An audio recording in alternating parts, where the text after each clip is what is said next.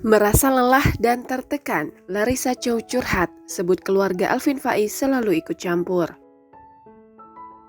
Larissa Chow kembali melemparkan curahan hatinya ke media sosial atas masalah yang tengah menimpanya pada Jumat 25 Juni 2021 petang. Pasalnya, dia baru mengetahui ada yang membicarakan dari belakang oleh akun palsu dari pihak keluarga mantan suami Alvin Faiz, terutama keluarga ibunda Alvin Faiz, Umi Yuni.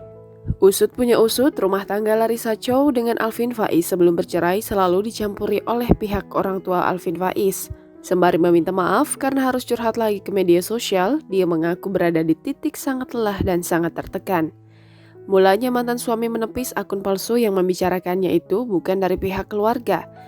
Namun belakang, Alvin mengakui akun palsu itu dari pihak keluarganya sehingga meminta maaf kepada Larissa.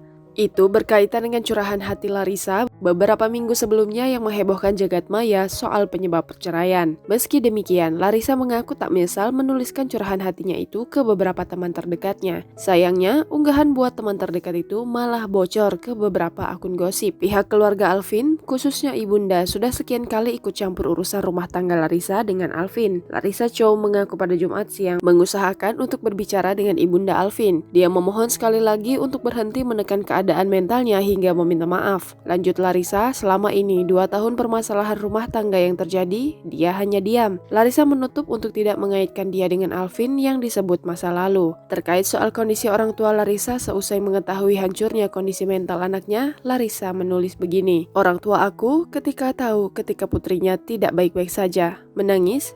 Iya. Hancur? Iya, tulisnya pada unggahan Instagram story kedua.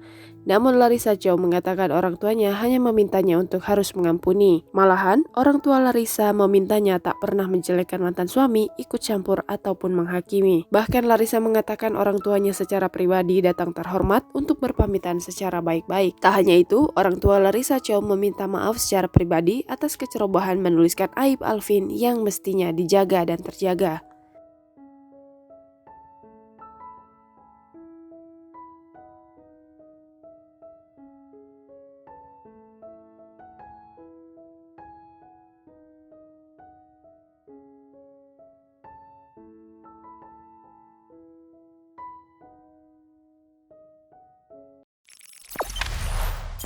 Jangan lupa subscribe, share, komen, dan like ya.